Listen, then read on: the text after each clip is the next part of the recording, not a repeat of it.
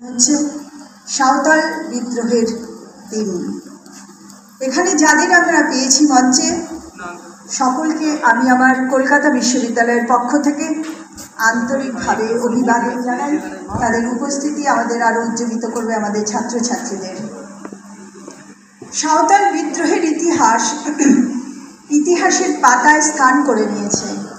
1855 সাল সাঁওতালদের সামান্যতম জমি, সামান্যতম বসতবাটি, সেটাও ব্রিটিশরা কেড়ে নিতে গিয়েছিল। সাঁওতালদের হাতে অস্ত্র ছিল না, বন্দুক ছিল না, কামান ছিল না, ছিল তাই তীর্থলোক। তাই নিয়ে এই সিধু মুর্মু এবং কানু মুর্মু 60,000 সাঁওতালকে জড়ো করে বিদ্রোহ ঘোষণা করে ব্রিটিশের সমস্ত কালা আইনের বিরুদ্ধে। তারা বাঁচেননি, তারা শহীদ হয়েছেন। যেমন শহীদ হয়েছে অগণিত সাঁওতাল বিদ্রোহীরা, কিন্তু তার ছাপ রেখে গেছে চিরকালের মতো, শুধু ইতিহাসে নয়, আমাদের মনে, আমাদের সংস্কৃতিতে, আমাদের মননে।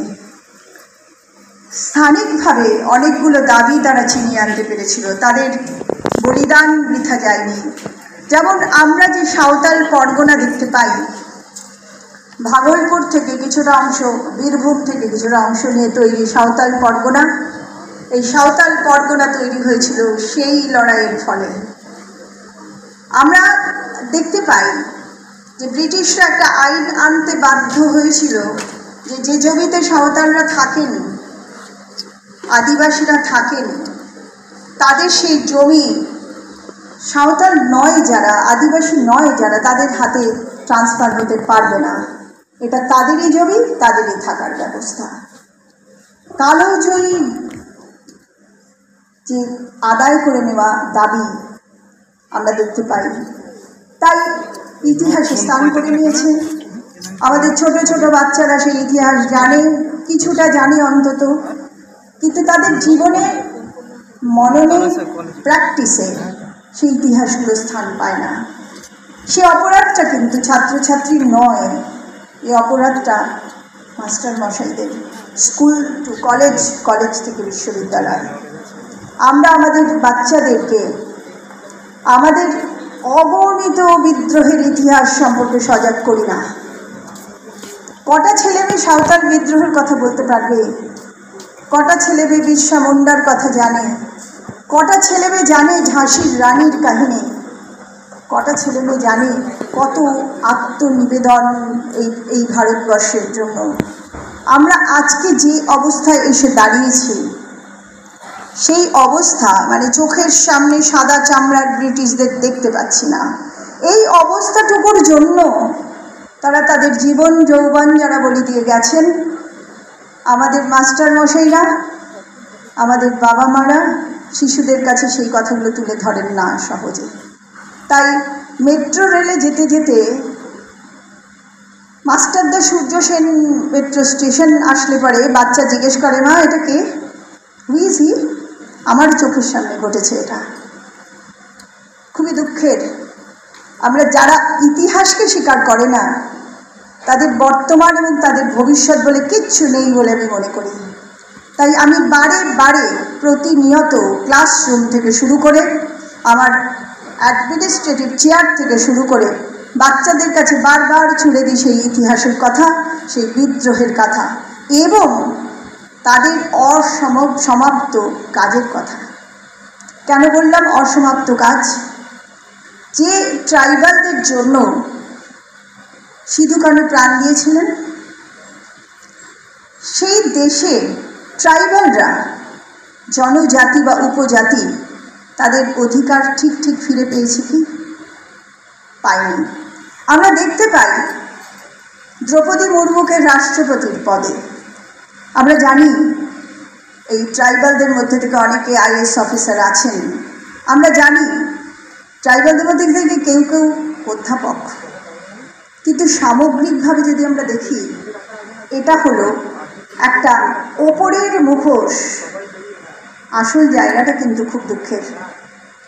আমাদের দেশের সামগ্রিকভাবেই মেয়েদের অবস্থান সামগ্রিকভাবে অত্যন্ত নিচে।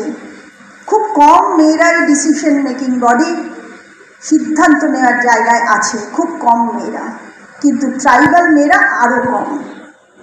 পরিসংখ্যান বলে 8.6% সমগ্র মানে পপুলেশনের 8.6 হচ্ছে ট্রাইবাল। যদি না ভুল বলে থাকি, আর অনেক ইতিহাসের অধ্যাপকরা আছেন, সংখ্যায় সেটা 10.4 কোটি।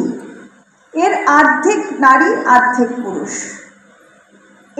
এদের মধ্যে নারীরা বেশিরভাগ কাজ করে, কখনো দেখা যায় ইট ভাটায়, কখনো দেখা যায় তাদের চা বাগানে, কোথাও বা তারা এখানে কাজ নেই বলে চলে যাচ্ছে গুজরাট বা বম্বেতে, সেখানে জরির কাজ করতে।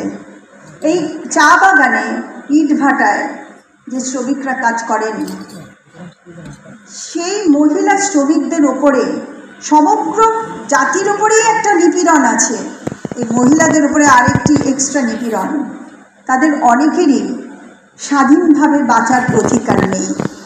তাদের পিঠের ওপরে একটা জেন্ডার ডিসক্রিমিনেশনের জন্য একটা ভয়ঙ্কর শোষণ চলতে থাকে। আমি নিশ্চয়ই বোঝাতে পারছি সবাইকে যে কী আমি বলতে চাইছি। অনেকেই তারা কিনা গোলামের মতো মালিকের পদসেবা করেন। এই ভয়ঙ্কর ছবিটা এমনকি যেখানে দেখা যায় চা বাগান থেকে অনেক, এখন চা বাগানগুলো তো বন্ধ হয়ে এসছে, অনেক আদিবাসী মহিলাকে চালান দিয়ে দেওয়া হচ্ছে বিভিন্ন জায়গায় এই দেহ ব্যবসার কাজে। আমরা প্রস্টিটিউট এরিয়াতেও দেখতে পাবো প্রচুর আদিবাসী মেয়েরা সেখানে আজ জড়ো হয়ে রয়েছে। এটার জন্যই কি সিধু কানু প্রাণ দিয়েছিল? এটার জন্যই কি বিরসা মুন্ডা লড়াই করেছিল? না, একেবারেই করেনি। তারা একটা সুন্দর স্বাধীন দেশের স্বপ্ন দেখেছিল, যেখানে প্রতিটি মানুষের মুক্তির অধিকার আছে, প্রতিটি মানুষের বেঁচে থাকার অধিকার আছে, ভদ্রভাবে, সুস্থভাবে। আর জনজাতি, শিডিউল কাস্ট বা শিডিউল ট্রাইব উভয়েরই স্বাধীনভাবে তাদের জায়গায় প্রতিষ্ঠিত হওয়ার জায়গার কথা ভেবেছিল। আরেকজনের কথা আমি বলবো, তিনি লড়াই করেননি, কিন্তু লড়াই করবার জন্য যাবতীয় রসদ তৈরি করে দিয়ে গেছেন। তিনি হলেন বাবা সাহেব আম্বেদকর, যিনি এই রিজার্ভেশন কোটার কথা, রিজার্ভেশন মানুষগুলোর জন্য অনেক ভেবেছেন এবং অনেক কিছু তিনি তার সংবিধানে লিখে গেছেন, তার একটিও পালিত হয় না। মত প্রকাশের স্বাধীনতা নেই বলেই আমাদের দেশে এখনও গৌরী লঙ্কেশের মতন একজন সাংবাদিককে পয়েন্ট ব্ল্যাঙ্ক রেঞ্জ থেকে গুলি করা হয়, তার বিচার হয় না। আমাদের দেশে এখনো জাত পাত যাবতীয় বিরাজ করছে। শুধু হয়তো আমরা চোখের সামনে এই অস্পৃশ্যতাটা একটু কম দেখি, মানে টাচেবিলিটি এটা কম, আর যাবতীয় বিরাজ করছে। একটু খাটো চোখে দেখতেই হবে যারা শিডিউল কাস্ট বা শিডিউল ট্রাইব। লেখাপড়ার জায়গাতেও দেখা যায় অনেক পিছিয়ে আছে। এমনিতেই মেয়েরা পিছিয়ে আছে, তার মধ্যে ট্রাইবাল মেয়েরা আরও বেশি পিছিয়ে আছে। ইকোনমিতে দেখা যায় তারা খাটছে, কিন্তু যথেষ্ট সম্মান নিয়ে তারা খাটতে পারছে না। বাবা সাহেব আম্বেদকর এই সবগুলোর বিরুদ্ধে সংবিধান লিখেছিলেন। তারপর নিজেই তার মৃত্যুর আগে বলে গিয়েছিলেন, যা আমি লিখে গেলাম তার কিছুই এখানে ইমপ্লিমেন্টেড হয় না, প্রয়োগ হয় না।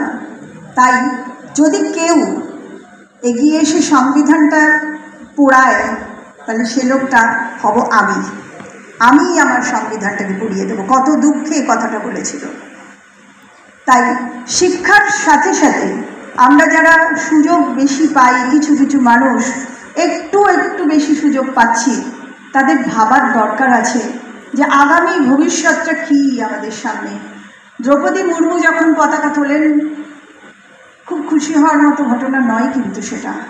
আমি তাকাবো তার নিচের দিকে ট্রাইবাল মানুষগুলোর দিকে, মেয়েগুলোর দিকে, তখন তারা চালান হয়ে যাচ্ছে চা বাগান থেকে আর অনেক দূরে কোথাও দেহ ব্যবসার জন্য।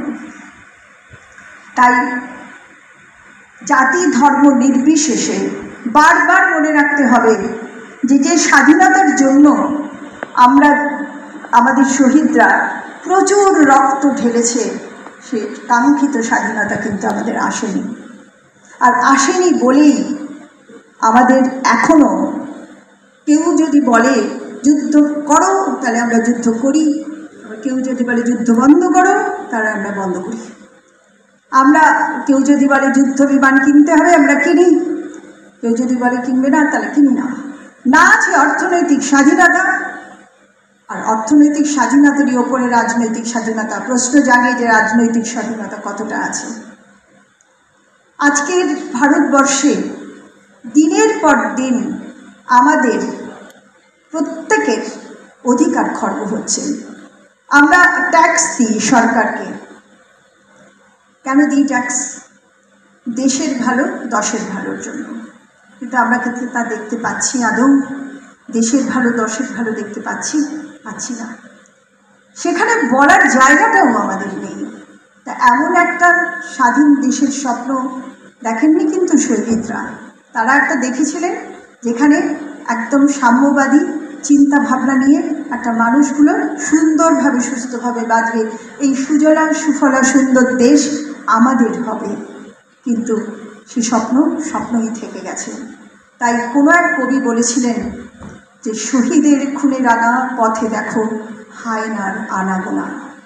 তাই আমি যদি আমার ছাত্রছাত্রীদের মনে এতটুকু আগুন জ্বেলে দিতে পারি যে তুমি তোমার অধিকার সম্পর্কে সচেতন হও, তুমি অন্যায়ের বিরুদ্ধে প্রতিবাদ করো, ভয় পেলে চলবে না। কবিগুরুর ভাষায় নির্ভীক না হলে শুভ কর্ম করা যায় না। উনি বলেছিলেন শুভ কর্ম পথে ধরো নির্ভয় গান। এটুকু যদি আমি করতে পারি তাহলে আমি মনে করব আমার শিক্ষক জীবন এবং আজকে যে অ্যাডমিনিস্ট্রেশনের প্রশাসনে আমি আছি সেটুকু অন্তত সার্থক হয়েছে। ধন্যবাদ।